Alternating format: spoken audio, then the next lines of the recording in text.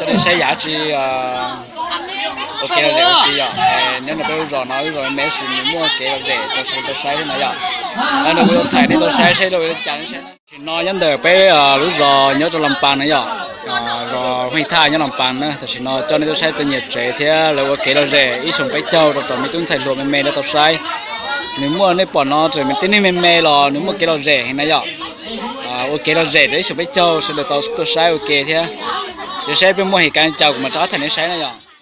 để nó mà quay đi tiêu thì do ý là ý đồ rộng không mềm mềm thế này giờ ý đồ rộng không mềm mềm nhớ là sao làm bàn nó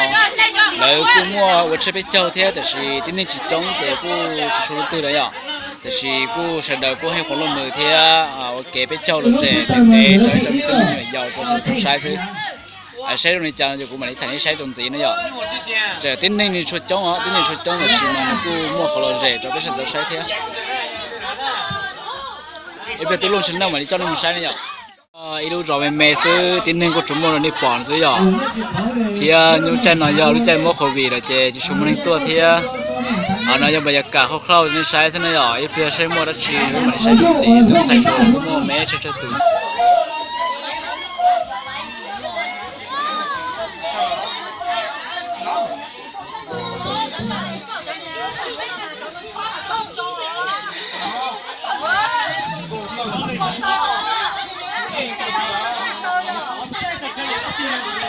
tôi luôn sinh nào cho nên tôi sai tôi luôn sinh nào rồi rõ nữa nhớ trong đời hay than này nói vậy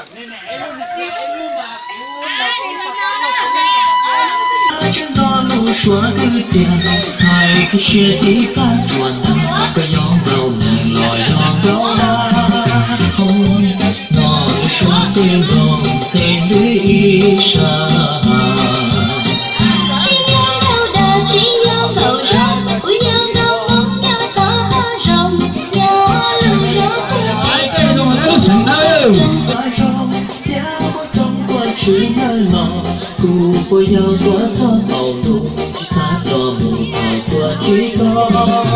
nhưng với ba ta đã cho ta rồi mình sai đâu không có lúc chế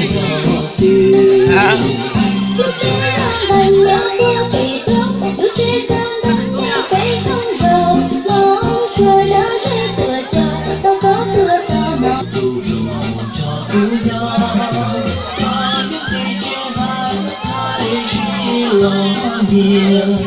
của cho tôi chỉ lấy tóc có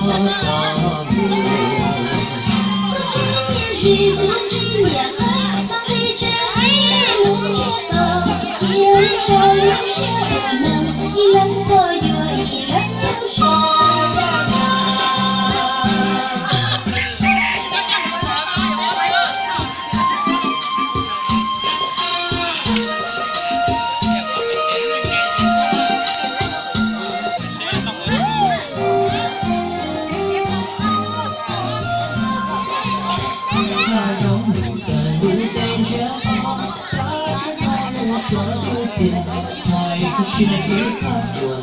có gió đầu lâu đã xuân gió xây đuôi bê tông xuân cơn dòng xây đi sông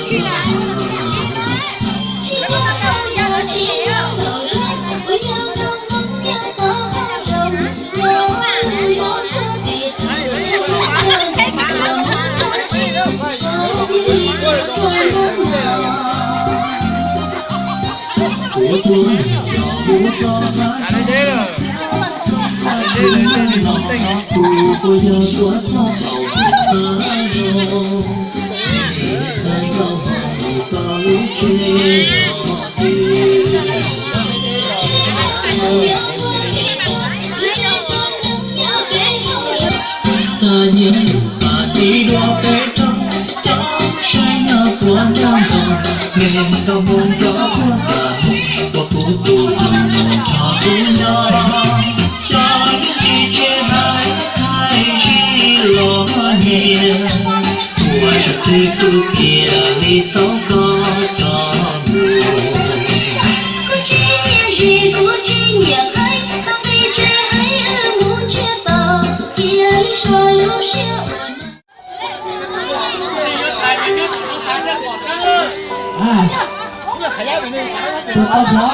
chúa mẹ ta cái bọn này ơi bây giờ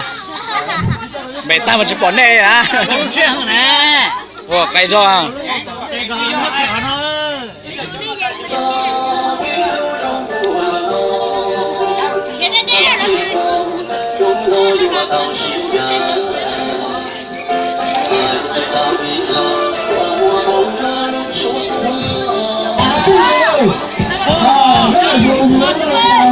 bây giờ cải thiện những con nhà lại đi thôi bây giờ các cố luôn nào cứ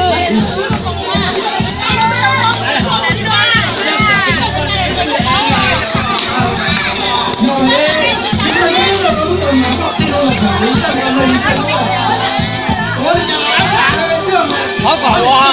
không có tệ đây lúc bằng sư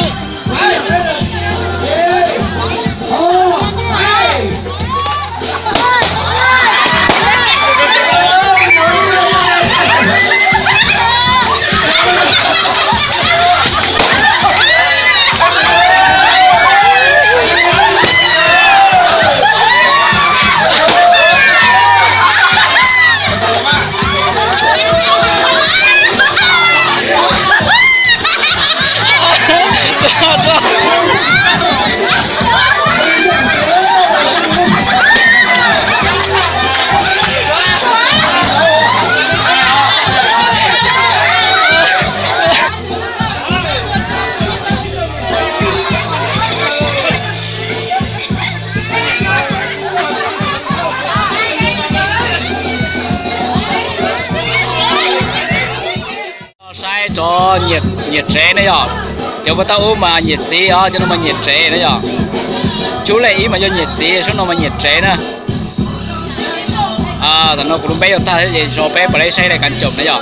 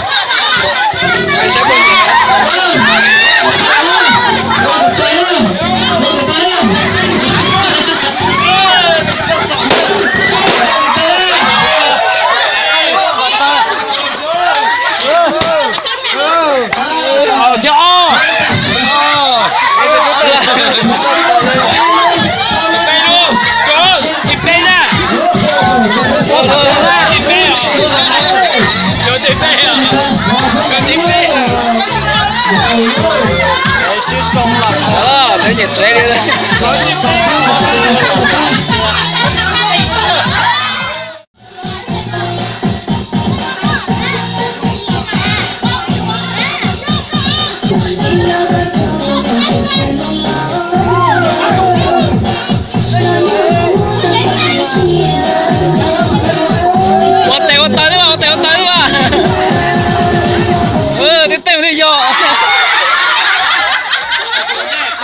Đừng lại nữa, tụi nó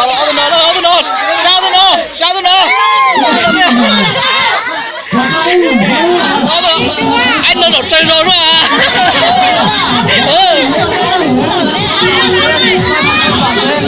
Cũng tổn đây, có to nữa, chúng ta cắt xe á, tốt quá.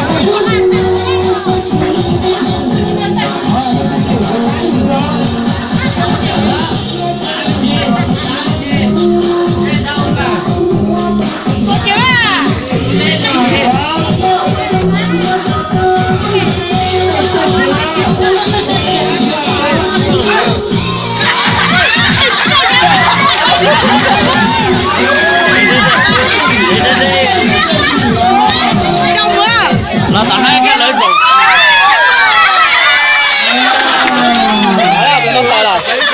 Tao lo, thấy luôn tờ. Hãy subscribe cho kênh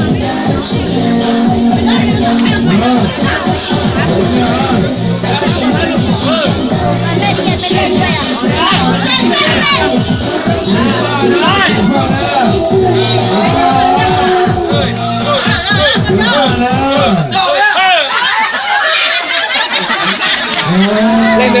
别等别那样。cái tờ là chi trở lại chúng tôi thì đó là những gì chi trở tờ này Xin nó sẽ nó chụp bé lúc lâu luôn.